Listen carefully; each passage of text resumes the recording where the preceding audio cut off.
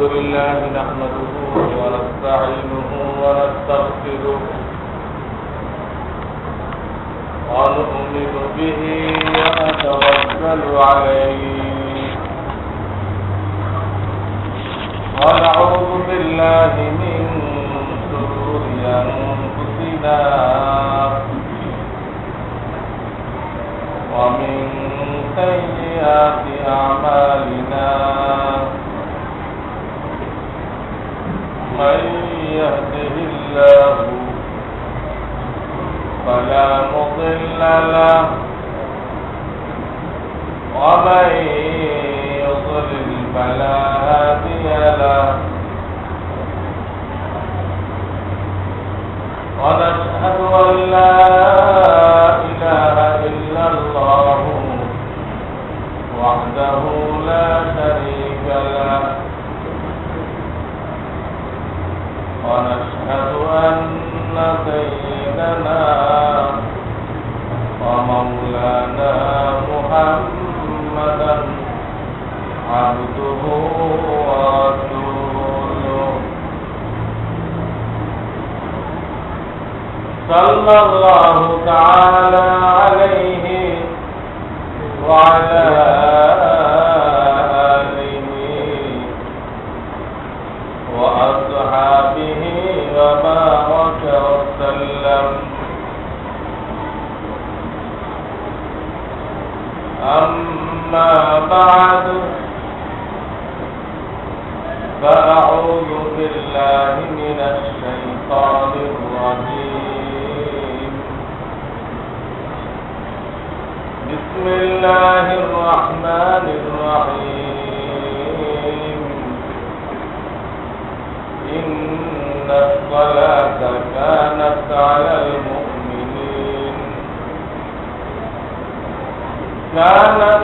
المؤمنين كتابا موقوتا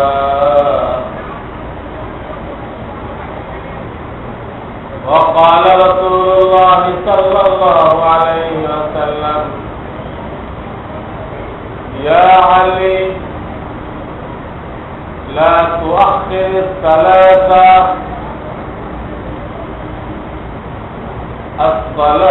إذا آنت والجنازة إذا حضرت والأيم إذا وجدت لها كفوا أو كما قال رسول الله صلى الله عليه وسلم বুজুর্গান মোহতারাম আল্লাহ রাব্বুল আলামিন তার বিধান আদেশ নিষেধ পালন করার মধ্যে আমাদের শান্তি ইজ্জত কামিয়াবি এমনকি রাষ্ট্রীয় ক্ষমতা এই সব কিছু নিহিত রয়েছে। আল্লাহকে মানো, আল্লাহকে মানো, আর কাউকে মানার দরকার নেই। আল্লাহকে মানো, আল্লাহকে ভয় করো। ভয় করার অর্থ মানা। এই জন্য কোরআনে কারীমে প্রত্যেকটা নবীর জীবনের মধ্যে এই কথাটা আছে, আমি আল্লাহর পক্ষ থেকে রাসূল বা আমি আল্লাহর পক্ষ থেকে নবী, ফাত্তাকুল্লাহ ওয়া আতিউন,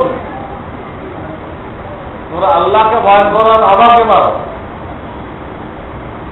নবীকে যে মানতে বলতেছে এটা বললো তো নবীকে মানার জন্য। নবী তো 100% ওই কাজগুলো করেন, ওই কথাগুলো বলেন যেটা আল্লাহ রাব্বুল আলামিন ওনাকে বলেছেন। যেটা আমাকে মানো মানে আল্লাহকেই মানো। উনি ব্যক্তিগত কোন কথা শরীয়তের মধ্যে বলেন না। ওটার পয়লা অনুমতিও ছিল না। এর জন্য কঠোর ধমকিও আসতে পারে, যেমন একটা ব্যক্তি যদি নিজের পক্ষ থেকে বলেন শরিয়াতের ব্যাপারে,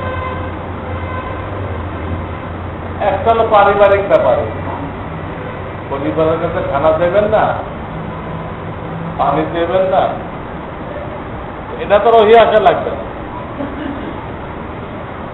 এটা তো ওনার পক্ষ থেকেই বলবে, যেটা উম্মতের জন্য সিদ্ধান্ত, উম্মতের জন্য শরিয়াত। এই ব্যাপারে আল্লাহ তাআলা বলেছেন একটা কথা যদি আপনি বলেন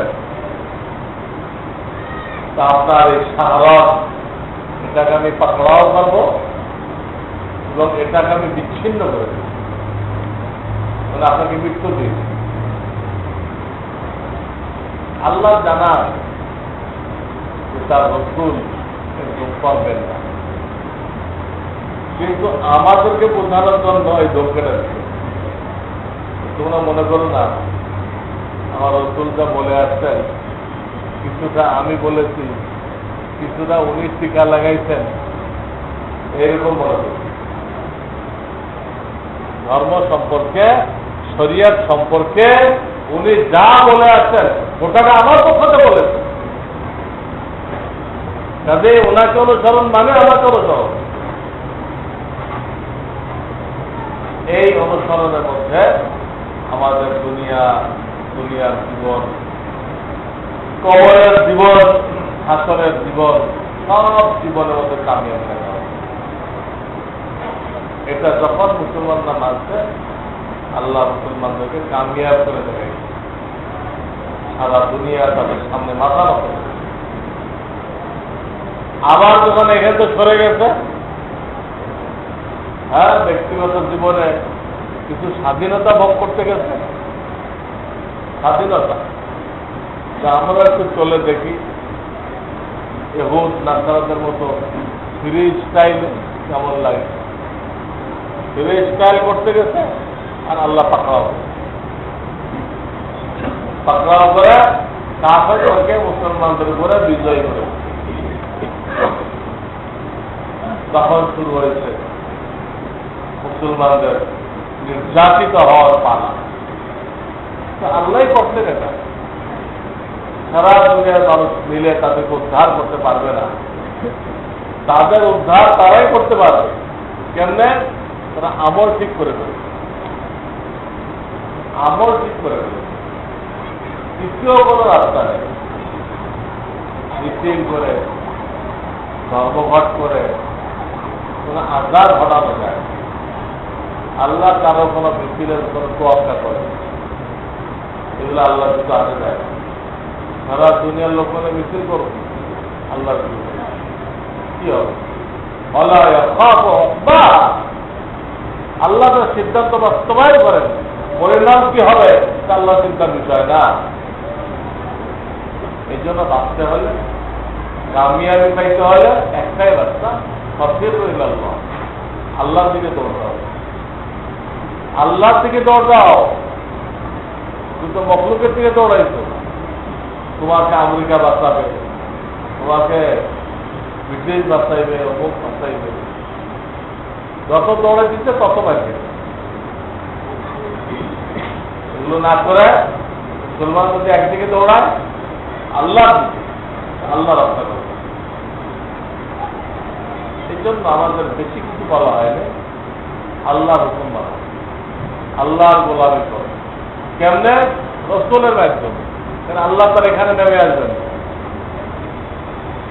তার হুকুমগুলো বাস্তবায়ন করে দেখাই দিয়েছেন তার মনোনীত রসুল মুহাম্মদ রাসূলুল্লাহ। তিনি আপনার আমার মতো মানুষ ছিলেন, মানুষ, মায়ের পেটে হয়েছে, বাপের নুৎফা থেকে তৈরি হয়েছে,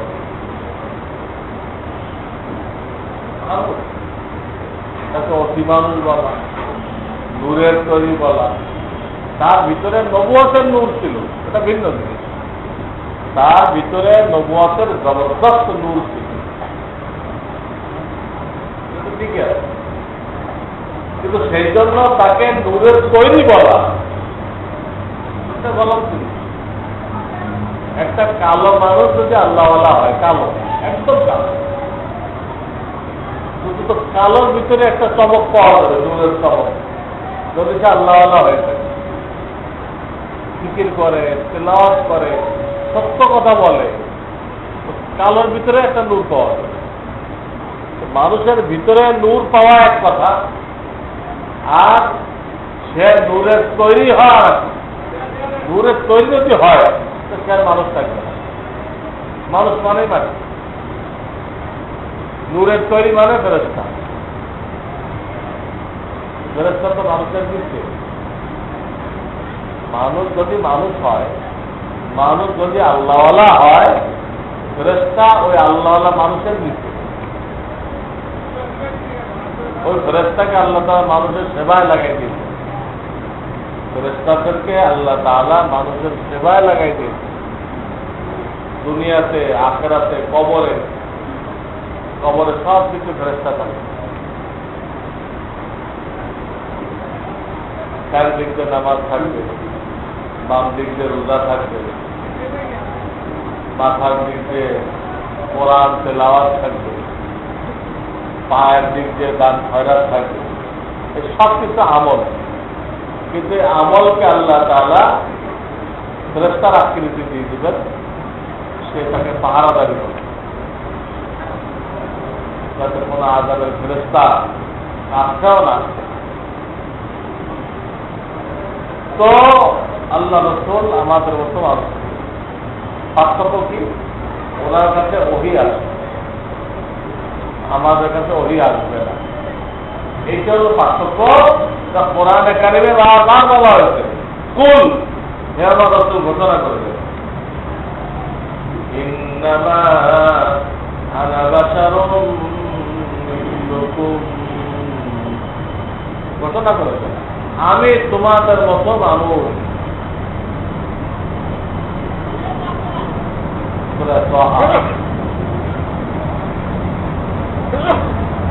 সেটাই,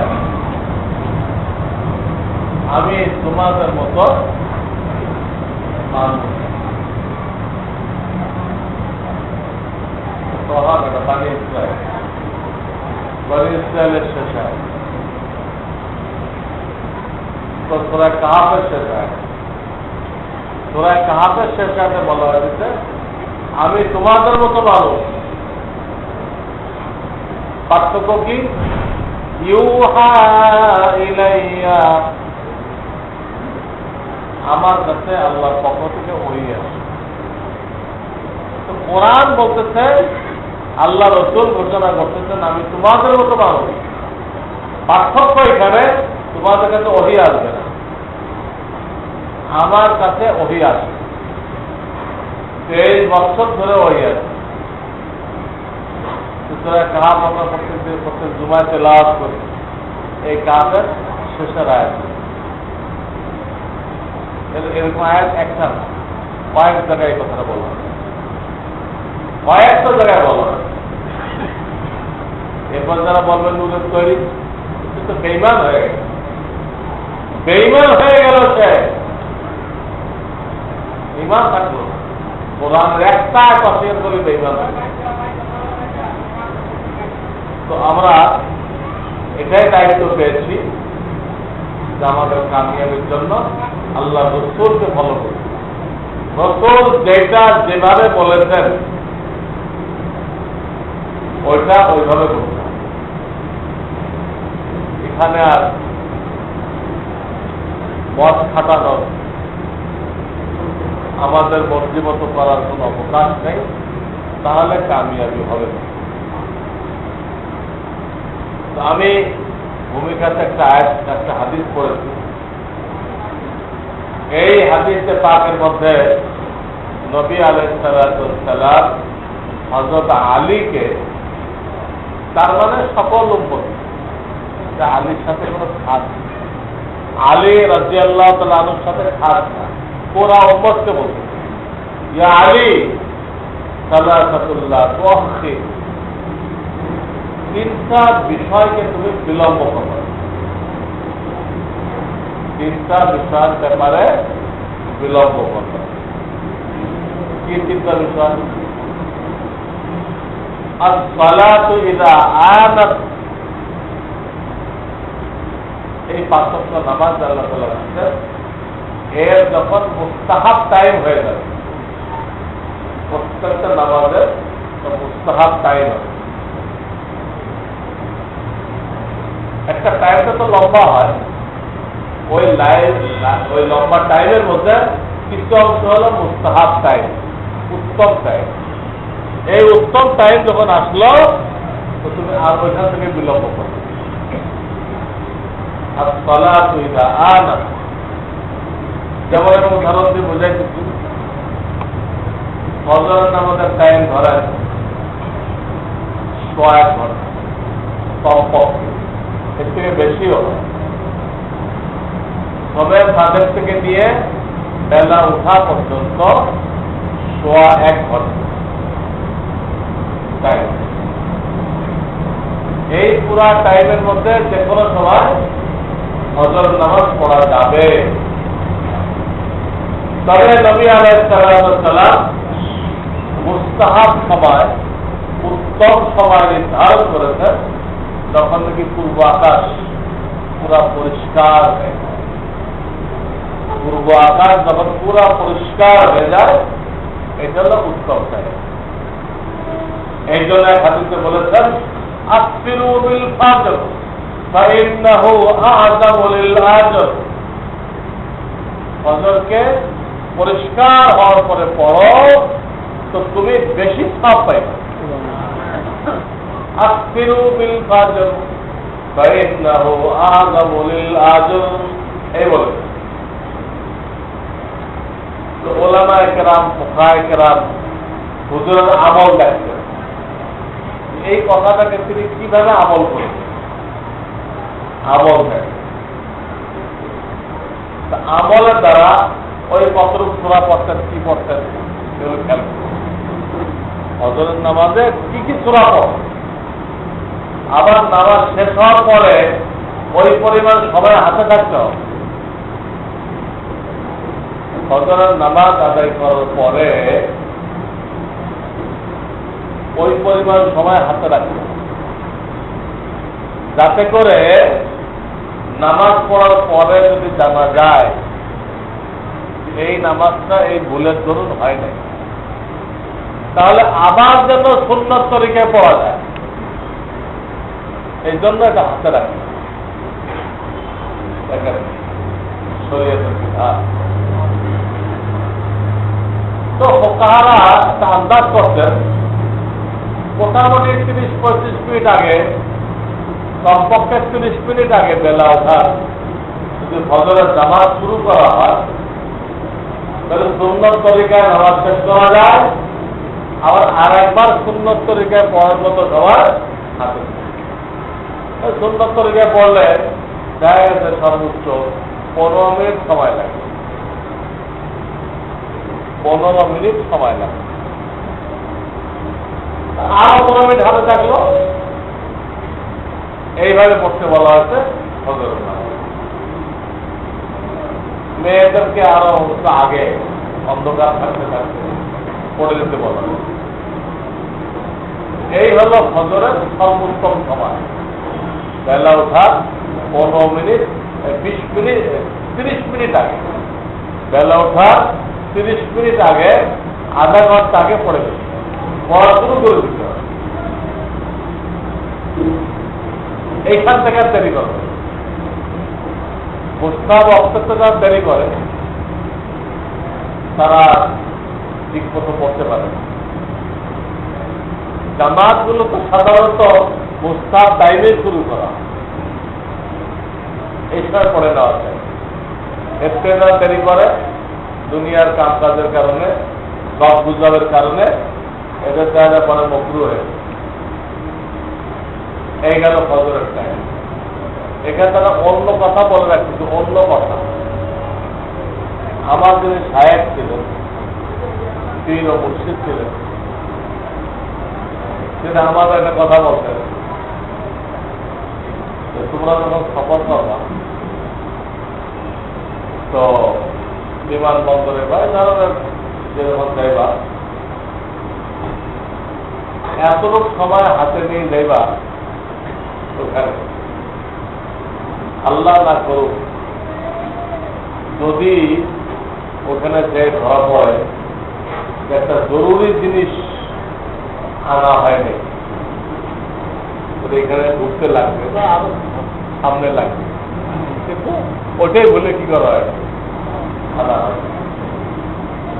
আবার বাড়িতে আইনে তুমি ওটা ধরতে পারো, বিমান হোক রেল হোক, এই সময় হাতে রেখে তুমি পথ করবে। হযরত বলতেন আমাদেরকে ফজরের নামাজে আর একবার পড়ার টাইম রাখতে বলা হয়েছে, নষ্ট হয়ে গেল। ওইখান থেকে আমি এই কথাটা বের করছি, ওই জায়গার থেকে আমি এই কথাটা বের করছি আর একবার পড়ার টাইম হাতে রাখতে হবে। তো তোমার আর একবার বাড়িতে আসার টাইম হাতে রাখতে হবে। যদিও এখানে দেখো পাসপোর্টে আরো নেই, ওটা বেশি গুরুত্ব দিতে যে এমন হেফাজত করে রাখতে ব্যাগেই নেওয়া হয়, বেশি গুরুত্ব দিতে যে এই হালাত। এটা আপনাদের শোনাই দিলাম। আমার পীর ও মুর্শিদ উনি আখরাতের মশলা দিয়ে দুনিয়া হল করে, আখরাতের মশলা দিয়ে কি করতে দুনিয়া হল করে। ওনারে হল যে মানবে তারা কোনো প্রেশারই হবে। এই গেল ফজর রক্ত, বেলা ওঠা আধা ঘন্টা আগে শুরু করে দিতে হবে। 2 নম্বর আছে জোহরের রক্ত। এখানে নবী আলাইহিস সালামের তরিকা ছিল শীতকালে আউয়াল ওয়াক্তে পড়তে। শীতকালে নবী আলাইহিস সালাম আউয়াল ওয়াক্তে জোহরের নামাজ পড়তেন, আর গরমকালে দেরি করে পড়তেন। কারণ প্রচন্ড গরমের মধ্যে মানুষের খুচু খুচু হয়, একাগ্রতা হয় না। এই জন্য গরমের এই দাপট কমে গেলে তখন তিনি পড়তেন, উন্মতও পড়তে পারতেন। জোহরের ব্যাপারে এই দুই, শীতকালে আউয়াল ওয়াক্তে আর গরমকালে দেরি। জোহরের ব্যাপারে তিনি যা বলেছেন এটা এখন এই উম্মতের মধ্যে আমল নেই বললে চলে। উম্মতের মধ্যে জোহরের রক্তের ব্যাপারে আমল নেই, কোথাও আশা কোথাও দূরবীন দিয়ে দেখতে হবে, এমনি দেখা যাবে। কারণ শীতকালে জোহরের টাইম হয় 12টার দিকে, তো বাঘা আজান দিতে হবে।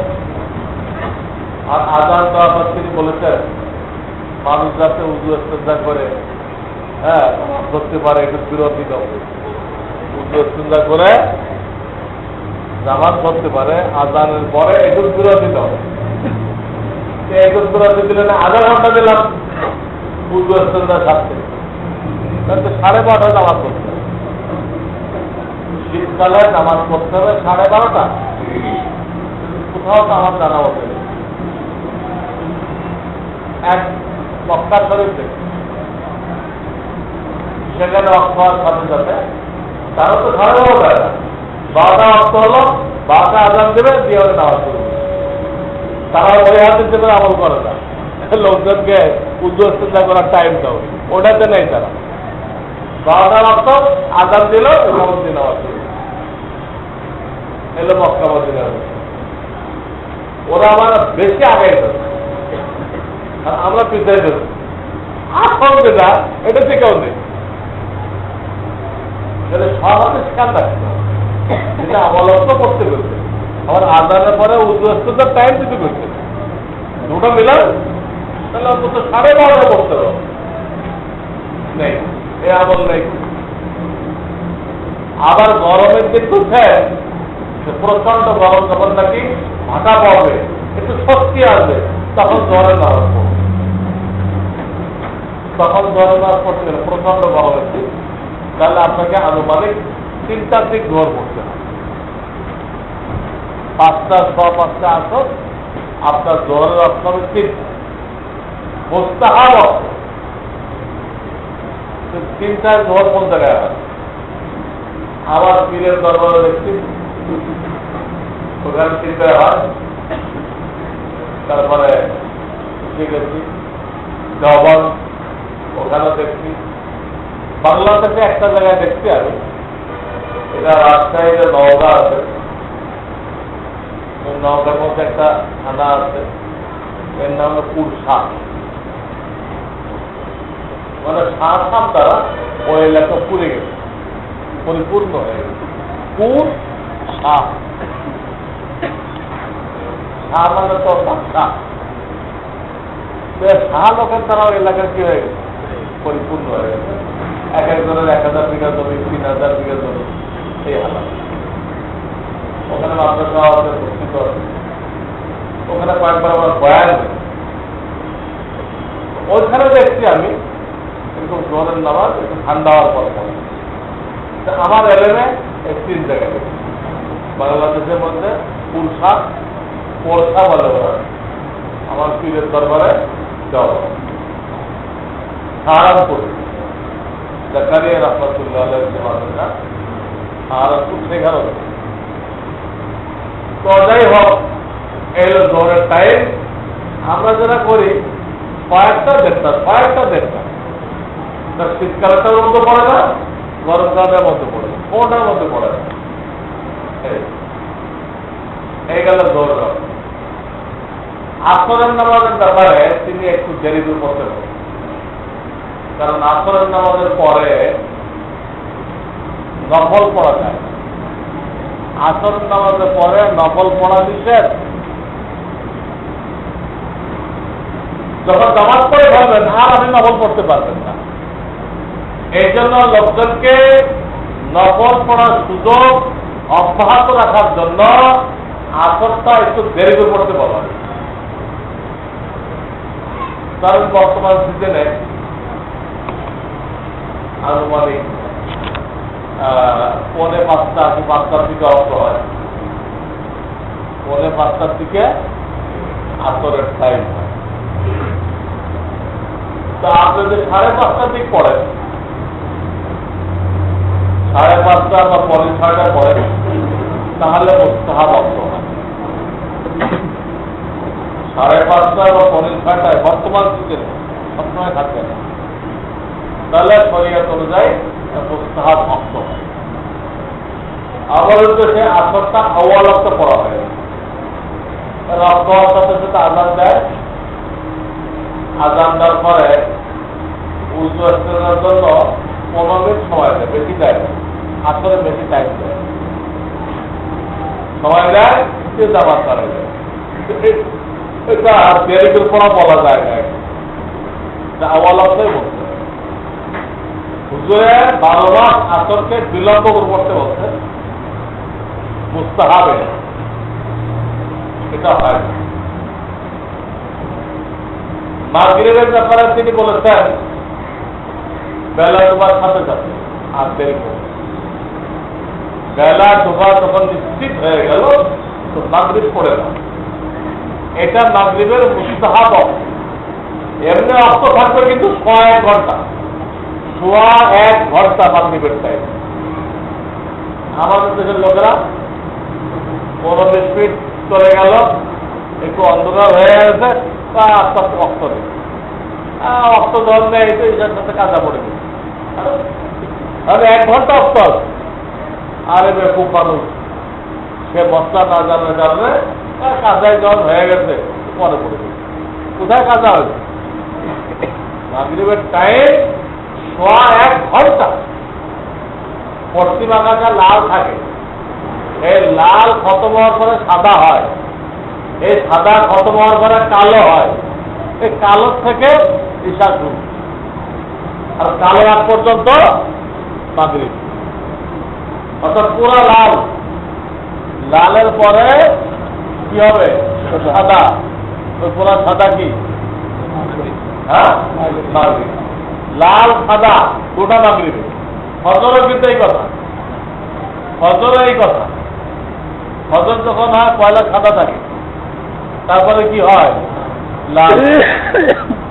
ফজর রক্তের মধ্যে সাদা লাল দুটা ফজরের মধ্যে দাঁড়ে, মাঝখানেরটা কালো, পুরা রাত্রেরটা কালো, একে বলে সাওয়াতুল্লাহ। কালো দুই মাথায় সাদা, সাদার পরে লাল। ফজরের দিকে লাল সাদা দুটো ফজরে দেখেন, আর মাগরিবের দিকে লাল সাদা দুটো দেখেন। 1 ঘন্টা লাগে। এই 1 ঘন্টা পড়লে কাজা হবে না, আদায় হবে। কিন্তু মুস্তাহাব অর্থ হলো বেলা ডোবার পরে বিলম্ব না করা। বেলা ডোবা যখন নিশ্চিত হলো আর বিলম্ব না করা। কিন্তু আপনি গাড়ি ঘোড়া চাপছেন, নামার জায়গা না, আপনি আধা ঘন্টা 1 ঘন্টা পরে নামলেন, তখন তো আপনি আদায় করতে পারেন। তখন যেন কাজা পড়ার জন্য লেগে দেবেন, ভুল। এই গেল হলো বাকি। ঈশার নামাজের ব্যাপারে আল্লাহ রাসূল সাল্লাল্লাহু আলাইহি ওয়াসাল্লাম একটু দেরি করতে বলেছেন।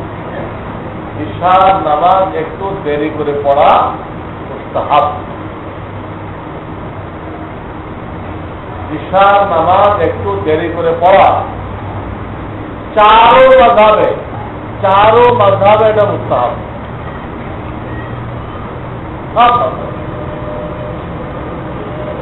ঈশা পর্যন্ত সব কাজ ছেড়ে ফেলবে, খারাপ খেয়ে ফেলবে। ঈশার নামাজ পড়বে, ওই ঈশার নামাজের দ্বারা তার নূর অর্জন হবে। জামাতের সাথে ঈশার নামাজ পড়লো, তার ভিতরটা নূর তৈরি করবে। এই নূরটা তাকে সাহায্য করবে তাহাজ্জুদে ওঠার জন্য এবং ফজর জামাতে পড়ার জন্য। এই জন্য ঈশার পরে কোন গপগুজারি করা নিষেধ, কোন গপগুজারি। ঈশা পড়লেন শুয়ে যাবে। এই জন্য ঈশাকে আল্লাহ রাসূল সাল্লাল্লাহু আলাইহি ওয়াসাল্লাম দেরি করে পড়তে বলেন। হাদিসে পাওয়া যায় তিনি সাধারণত 9টা থেকে 10টার মধ্যে পড়তেন। হাদিসের শব্দ হল সুলুসুল লাইল, রাত্রের 1/3 ঈশার নামাজ পড়তেন রাত্রের 1/3 যাওয়ার সময়। 1/3 সময় পরে আবার হ্যাঁ, এখন তো 7টায় সন্ধ্যা হয়, তো 7 আর 4 তাহলে গরমের দিন হবে 11টা, আর শীতের দিন 6টায় সন্ধ্যা হয়, তো তারও আগে 6 4 10, সেখানে হবে 10টার দিকে। 10টার দিকে ঈশার নামাজ পড়তে হবে। হাদিস আমার উম্মতের জন্য যদি কঠিন মনে না করতাম, আমার তো হোক যে তাখিরুল ইশা ইলা সুলুসুল লাইল, তাদেরকে ঈশার নামাজ সুলুসুল লাইল পর্যন্ত, রাত্রের 1/3 পর্যন্ত দেরি করার জন্য নির্দেশ দিতাম, ওয়াজিব করে দিতাম, ওয়াজিব। কিন্তু আমাদের কষ্ট হবে, তাই বলে এত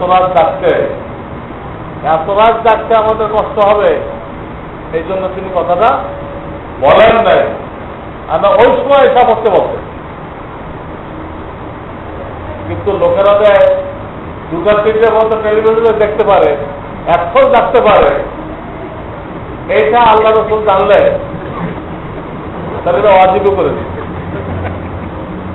গুনাহ করার জন্য 2টা পর্যন্ত থাকতে পারো, ইবাদত করার জন্য 10টা পর্যন্ত পারবো না। রোজক খরিদ করার জন্য তুমি এত উৎসাহী, এত রাগ ডাকতেছ, আল্লাহর জন্য 10টা পর্যন্ত যাবে। আমাদের খাতির করে, আমাদের র্যাগ করে তিনি এই 9 থেকে 10টার মধ্যে ঈশা নামাজ পড়তেন। এইটা হলো মুস্তাহাব টাইম। এখন মিলে দেখেন, দুনিয়াতে, মুসলিম দুনিয়াতে যে টাইমে নামাজ পড়া হয়েছে, কোনটা মুস্তাহাব অর্থের মধ্যে পড়ে আর কোনটা পড়ে। আমি আবারও সংক্ষেপে বলে দিচ্ছি, ফজর পড়তে হবে বেলা ওঠা 30 মিনিট আগে। জোহর শীতকালে 12:30টার দিকে, গরমের দিনে 3টার দিকে, গরমের দিনে 3টার দিকে। অথচ তোমার সময় ঘড়ির কাঁটা যদি একটু ঘুরে যায় লোকজন দাঁড়া যায়, হুজুর টাইম হয়ে গেছে। আর টাইম তুমি তো জানো না, হুজুর বেশি থাকো। হুজুর তো জানে যে টাইমই হয় না, এখন টাইম হবে চিন্তায়। আর উনি ব্যস্ত হয়ে গেছে, টাইম হয়ে গেছে। টাইমের দলিল কি তোমার কাছে? হুজুরের কাছে দলিল আছে যে আল্লাহ রাসূল গরমের দিনে দেরি করতে বলছে, আর সে টাইম হবে চিন্তায়। আর আমার এই তাপ সৃষ্টি করতে তুমি দাঁড়াই যাও। যাই হোক, তো গরমের দিনে 12:30টায়, এই শীতের দিনে 12:30টায়, গরমের দিনে 3টা। ঈশার টাইম সকল মৌসুমে মুস্তাহাব টাইম হলো বেলা ডোবার 1.5 ঘন্টা। আমরা এখন পর্যন্ত 1 ঘন্টা, 1.5 ঘন্টা আগে হলো মুস্তাহাব টাইম। মাগরিবের মুস্তাহাব টাইম 12 মাস, বেলা ডোবার 7 টাইম, 12 মাস এক, এখানে কোনো ব্যাখ্যা নেই। ঈশার টাইম 12 মাস, তুলনামূলক বিলম্ব করে পড়া, কমপক্ষে 9 টাকা, কমপক্ষে 9 পড়া, 9 টাকা। এই হলো নবী সাল্লাল্লাহু আলাইহি ওয়াসাল্লামের 5 ওয়াক্ত নামাজের টাইম। এইটা হলো মুস্তাহাব টাইম। ওই হাদিসে বলা হয়েছে যে তোমরা নামাজের যে মুস্তাহাব টাইম আছে, এই মুস্তাহাব টাইম যখন আসবে আর দেরি করবে, সাথে সাথে নামাজ পড়ে দিবে। এই একটা নির্দেশ, ওই হাদিসের এই একটা নির্দেশ। 2 নম্বর নির্দেশ, অল জানাজাতু ইযা হাযারাত, জানাজা যখন প্রস্তুত হয়ে যাবে, জানাজা যখন প্রস্তুত হয়ে যাবে তো দেরি করবে, দেরি করবে। এই জন্য কোন জানাজা যদি বেলা ওঠার সময় প্রস্তুত হয় তো ওই সময় পড়া যায় না, দুটো মকরুহ টাইম। যদিও মকরুহ টাইম, যেহেতু দাফন করতে দেরি করা নিষেধ, এই জন্য বেলা ওঠার সময় প্রস্তুত হলে বেলা ওঠার সময় জানা যাবে। কিন্তু তারা ঢিলামি করে আর আগে প্রস্তুত করা যাইত, তারা আস্তে আস্তে করতেছে, খাতির দমাই করতেছে। এই খাতির দমাই করতে করতে বেলা উঠে গেছে, তখন কিন্তু বেলা ওঠার সময় পড়া যাবে। কিন্তু খামাখা তারা বিলম্ব করে, তখন দেরি করতে হবে, আরো 20 মিনিট 15 মিনিট দেরি করতে হবে। বেলা ওঠার 15 মিনিট পরে যায় ওই জানাজা পড়া যাবে। এই হাদিসে বলা হয়েছে জানাজা রেডি হয়ে গেলে, হাজির হয়ে গেলে দেরি করতে পারবে।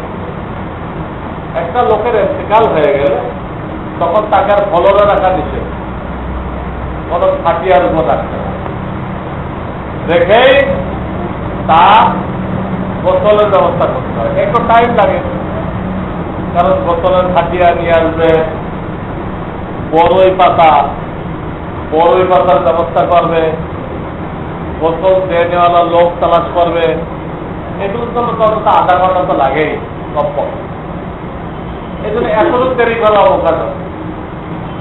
মসজিদে খাটিয়ে আনবে, বড়ই পাতা তালাশ করে আনবে, গোসল দিয়ে নেওয়ালা আনবে, এর টাইমটা তো ঠিক আছে।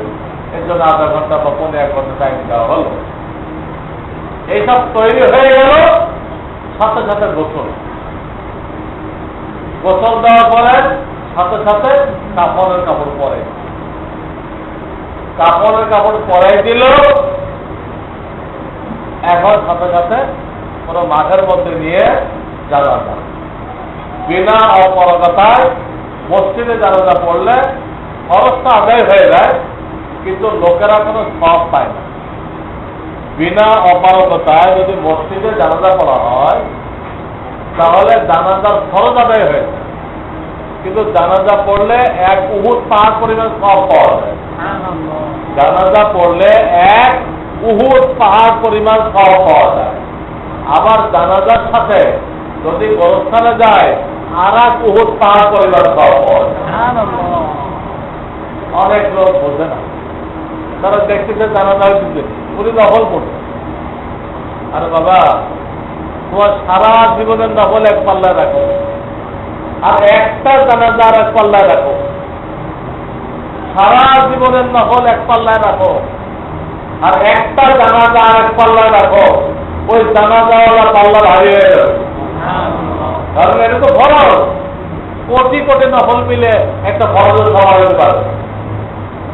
এই জন্য জানাজাকে জানাজা যদি পাওয়া যায়, এটাকে সাংঘাতিক গনিমত মনে করতে হবে যে আল্লাহ বহুত বড় সুযোগ আমাকে দান করতেন, নেকি আসল করে। এবং আপনি যদি অন্য ভাই জানাজা করার জন্য ব্যাকুল হন, তো আপনার আমার যখন ইন্তেকাল হবে, তো আপনার আমার জানাজা পড়ার জন্য লোকেরাও কি হবে? ব্যাকুল হবে। আপনার আমার জানাজায় লোক বেশি হবে, বেশি হবে। তো দেখেন, প্রথমে আধা ঘন্টা 1.5 ঘন্টা দেরি হইতে পারে, ওই যে ইটি আছে খাটিয়া বই কথা গোসল করতে হবে। যাদের চেহারা দেখতে হয় ওই ভাগে দেখে, ওই ভাগে দেখে। এরপরে গোসল শুরু হয়ে যাবে বড়ই পাতার পানি দিয়ে। বড়ই পাতার পানি তো সিগনাল, কারণ জান্নাতের এরিয়া শুরু হয়েছে বড়ই গাছ দিয়ে। সিদ্ধাতুল মুনতাহা করেন না? সিদ্ধাতুল মুনতাহা মানে প্রকাণ্ড বড়ই গাছ, তার পাতায় পাতায় ফেলেছে। ওইখান থেকে জান্নাতের এরিয়া শুরু হয়েছে। বড়ই গাছ দিয়ে সীমানা করা হয়েছে। এই জন্য মশলাও রাখা হয়েছে বড়ই পাতায় দেওয়া পানির মধ্যে, যাতে ওর গায়ের থেকে শরীর থেকে বড়ই পাতার ঘেরান ধরা হয়, আর মুনকার লোকের জন্য সিগন্যাল হয়ে যায়। আর বড়ই পাতার ঘেরান আসতেছে, এ তো বড়ই গাছ এরিয়ার লোক, জান্নাতের এরিয়ার লোক, এর সাথে কোনো বেয়াদবি করা যাবে, খুব আদব কায়দার সাথে কি করতে হবে, প্রশ্ন করতে হবে। এইভাবে গোসল দিয়ে দিলেন, গোসল দেওয়ার পরে কাফন পরানো হবে। কাফন পরানোর পরে কি হবে? জানাজা। কোন মাঠে নিয়ে জানাজা দিতে হবে। আর যদি মাঠই না থাকে, অথবা মাঠ ছিল কিন্তু প্রবল বৃষ্টি হয়েছে, তখন মসজিদে জানাজা দেওয়া যায়, জানাজা বাইরে রাখে। মাঠ নেই ধরে লাগে, অথবা মাঠ আছে প্রবল বৃষ্টি, এই দুই সূরাতে মসজিদে পড়া যায়। এ না হলে মসজিদে পড়া মাকরুহ তাহরিমা, জানাজা মসজিদে পড়া মাকরুহ তাহরিমা। এইভাবে জানাজা হয়ে গেল। জানাজা হয়ে পরে তাকে দ্রুত নিয়ে যেতে হবে গোরস্থানের, গোরস্থানের ভিতরে নিয়ে হাদিসে আসছে ওই লাগবে, সেও কিন্তু বলে পার্সিমনি পার্সিমনি, আমাকে তাড়াতাড়ি নাও তাড়াতাড়ি নাও। তারও খবর হয়ে গেছে তো ওখানে তার জান্নাতের বিছানা এসে গেছে, ফেরেশতারা তাকে খবর দিচ্ছে ওখানে জান্নাতের নিয়ামত এসে গেছে, সব কিছু এসে গেছে, ওই খবর দিচ্ছে। ধর কান্দে কন্যা নিয়ে যারা দেখেছে তাদের আস্তে আস্তে চলে খাতির জড়ায়, জানাজা মুর্দাটা বরদাস্ত করে, মুর্দাটা বরদাস্ত করে না। হাদিস আছে মুর্দা বলে পাদ্দিমনি পাদ্দিমনি আসরিউ বি, আমার এনে জলদি চলো, ওখানে বসে। আর যদি বৎকার হয় তাহলে নিষেধ করে, বলে আইনা তাদের হাবু নাবি, আমাদের কোথায় নিয়ে যেত, কোথায় নিয়ে যেত। বৎকার হলে এই কথা বলে, সে দেখতে পায় তার কবরে কিরকম আগুন জ্বলছে, কিরকম সাপ বিচ্ছ হচ্ছে। যাই হোক, আমরা ধরে নিব যার ইমান আছে তার কবর জান্নাতের টুকরো, জান্নাতের বাগান। তাহলে তাকে যত তাড়াতাড়ি পারা যায় তার জান্নাতের বাগানে পৌঁছাই দাও, জান্নাতের বাগানে পৌঁছাই দাও। আপনি আমি আটকায় রাখলাম, অমুক ডাকবে তমুক ডাকবে, বড় ছেলে আসবে বড় মেয়ে আসবে, দিনাজপুর থেকে রংপুর থেকে চট্টগ্রাম থেকে সব বাজায়, লাখ একখান চারখানে নিয়ে যায়, এক দেশের থেকে আর এক দেশে নিয়ে যায়, সব না যায়, বিমানে করে কফিনি করে নিয়ে আসছে, সব না যায়, একদম হারানোর কাছে। আর ওই টাকা দিয়ে ওই মাইয়েটের জন্য একটা মক্তব করে দিই, তার মাদ্রাসা করে দিই, মাইয়েটের জন্য কিয়ামত পর্যন্ত সরকার জারি হবে। এই পয়সাটা অবস্থায় করলো, আল্লাহকে নারাজ করলো, আল্লাহকে নারাজ করে ওই মাইয়েটকে কি উপকার করে? আমরা মানুষকে রাজি করার জন্য আল্লাহকে ডাকানি দিব, আমাদের স্বভাব হয়ে গেছে। মানুষের কাছে কি জবাবদিহি করবো তাই আমরা সব নাজায়েজ কাজ করি, আল্লাহর কাছে কি জবাবদিহি করবো এর কোনো খবর নেই। সেটা কঠিন, অনেক কঠিন, সেটা ওটা খেয়াল করতে হবে। তো এই হাদিসে বলা হয়েছে জানাজা যখন রেডি হয়ে গেল, যেহেতু তাকে দ্রুত তার জান্নাতের ঘাটিতে পৌঁছাইতে হবে, জানাজা পড়ে দাও, যে দাফন করে দাও, একদম ডাইন কাছে, একদম ডাইন কাছে তার চেহারা, তার ঘৃণা কিবলা দিক থাকে। ঘৃণার মধ্যে কলব আছে, কলবের মধ্যে ইমান আছে, এই ঘৃণা কিবলা দিক এইভাবে দাফন করছে। সেই হাদিস শেষ করা গেল না, এই হাদিসে আরো পয়েন্ট আছে। আমি আজকে দুটা পয়েন্ট বললাম যে নামাজের মুস্তাহাব ওয়াক্ত এসে গেলে দেরি করা যায়, জানাজা রেডি হয়ে গেলে দেরি করা যায় নেই। হাদিস স্পষ্ট মানা করা হয় যায়, দেরি করা যায়। বাকি অংশ আল্লাহ তৌফিক দান করে সামনের সময় ব্যাখ্যা করা হবে। এখন আপনাদের কাছে আমার আবেদন, আমাদের এই মসজিদের কমিটি এবং সেক্রেটারি ওনারা জানাইলেন যে ফান্ড আসতেছে না বলে ওনাদের কাজ বন্ধ আছে। আপনারা অনেকেই লেখাই দিচ্ছিলেন, অনেকে মোটামুটি বড় অঙ্ক লেখাই দিচ্ছিলেন, কিন্তু ওনাদের কাছে এই ফান্ডটা সামান্য কিছু আসছে। এই ফান্ড না আসাতে ওনারা ফলনের কাজ বন্ধ রাখছে, করতে পারতেছেন না। তো আপনারা মেহরবানি করে একটু দ্রুত সময়ের ভিতরে এটা যদি পৌঁছায় দেন তাহলে কাজটা তাড়াতাড়ি করা যায়। আল্লাহ না করুক বৃষ্টি শুরু হয়ে গেলে এখানে আমাদের ভিজা লাগে, তো তার আগেই যাতে মিস্টার হয়ে যায়, এই জন্য আপনাদের কাছে বিশেষভাবে অনুরোধ করা হয়েছে যে দ্রুত। কোনো ভাই বড় অঙ্ক লেখাই দিচ্ছিলেন, ওটাও পৌঁছে নাই। এই জন্য একটু আপনারা মেহরবানি করে আল্লাহর ঘরের দিকে, আল্লাহর ঘর কি আপনার ঘর, আপনি এখানে আল্লাহর ঘরে দিবেন, আল্লাহ আপনার জন্য জান্নাতে স্পেশাল ঘর তৈরি করবেন, দিবেন আল্লাহর ঘরে, তৈরি হবে আপনার ঘর। নিজের ঘর তৈরি করতে আমাদের খুব বেশি আগ্রহ থাকা দরকার।